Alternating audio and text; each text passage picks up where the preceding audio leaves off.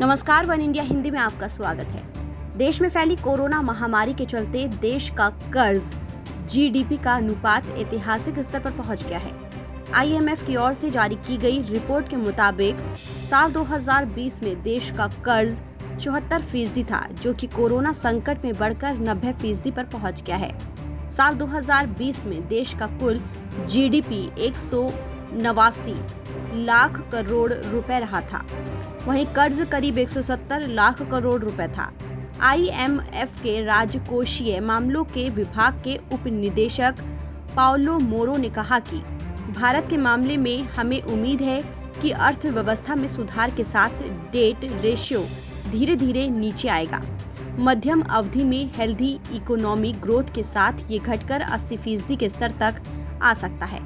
एक सवाल के जवाब में उन्होंने कहा कि सबसे पहली प्राथमिकता लोगों और कंपनियों के लिए मदद जारी रखने की है और खासतौर से सबसे कमजोर लोगों की मदद करने पर ध्यान केंद्रित करना चाहिए।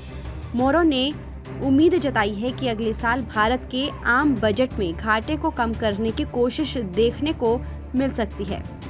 आपको बता दें कि देश का जो भी कुल कर्ज होता है उसमें केंद्र सरकार और राज्य सरकार दोनों के कर्ज का ही योग होता है।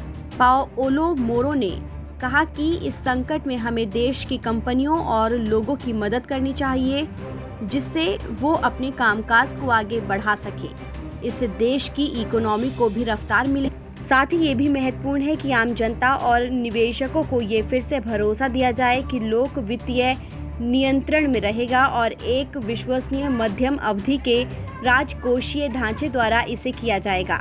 वहीं आईएमएफ प्रबंध निदेशक क्रिस्टालिना जॉर्जीवा ने कहा कि दुनिया दूसरे विश्व युद्ध के बाद सबसे बड़ी वैश्विक मंदी से जूझ रही है। उन्होंने बुधवार को आईएमएफ और विश्व बैंक की वार्षिक की शुरुआत में कहा कि आगे हालात बेहतर होने की उम्मीद है, क्योंकि लाखों लोगों को वैक्सीनेशन और पॉलिसी समर्थन से फायदा मिल रहा है।